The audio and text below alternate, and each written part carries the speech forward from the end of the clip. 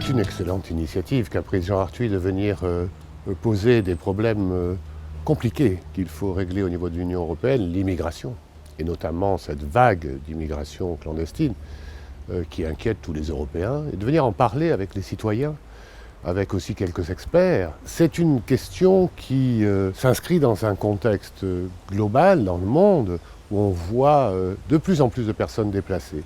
Et l'Europe, qui est un ensemble riche, prospère, avec des valeurs juridiques, sociales, où on ne laisse tomber personne, même si on se plaint souvent de notre condition, est très attirante et elle est devenue le premier continent de l'immigration aujourd'hui. Nous n'avons pas de politique commune d'immigration et c'est bien ce que nous reprochons un peu. Tout seul, nous n'y arrivons plus. On voit bien en France, par exemple, une immigration venue d'Afrique et qui profite des conflits au Moyen-Orient pour essayer de venir illégalement sur notre territoire.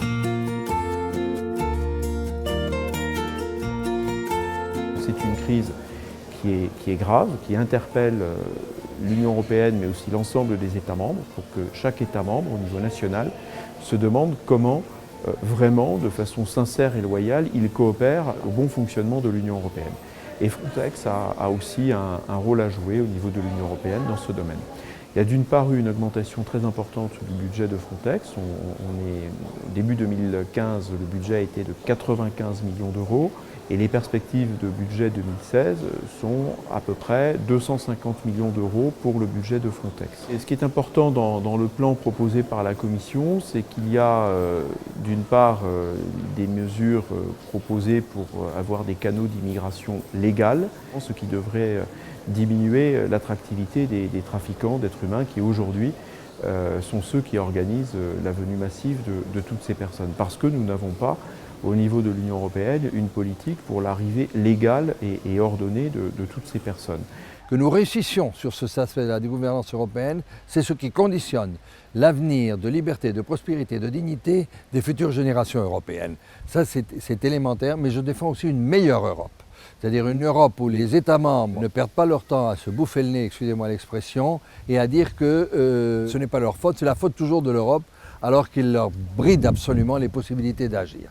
Comment, si on a fait un espace Schengen, donc de libre circulation entre tous les pays, on a pu penser dès le début qu'il fallait avoir des gens qui surveillent les frontières. Pourquoi ne pas, dans le discours politique, mettre davantage l'accent sur les nécessités de moyens des offices, tels que l'OFPRA en France par exemple ?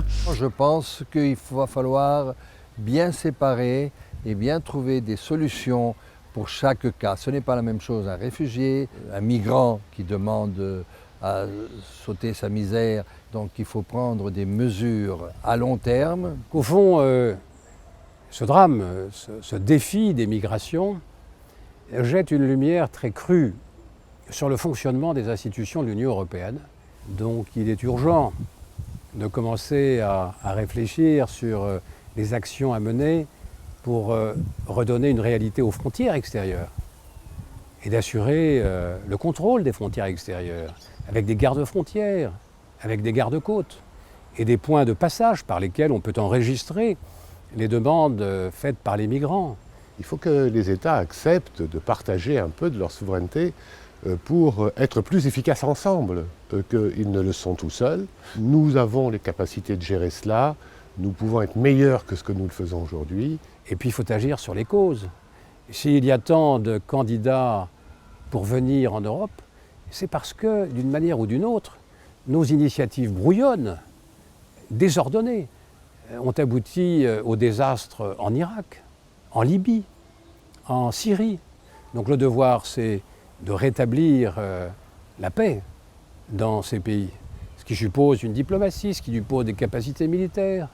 Et puis il faut aussi, par rapport à tous ces migrants économiques, que ce soit l'Europe qui s'engage dans des politiques de développement, et qu'il soit clair que tous les États qui contractualisent avec l'Europe pour du développement s'obligent à garder leurs candidats migrants et s'obligent à rapatrier sans discussion ceux des ressortissants de leur pays qu'on trouverait dans l'Union européenne.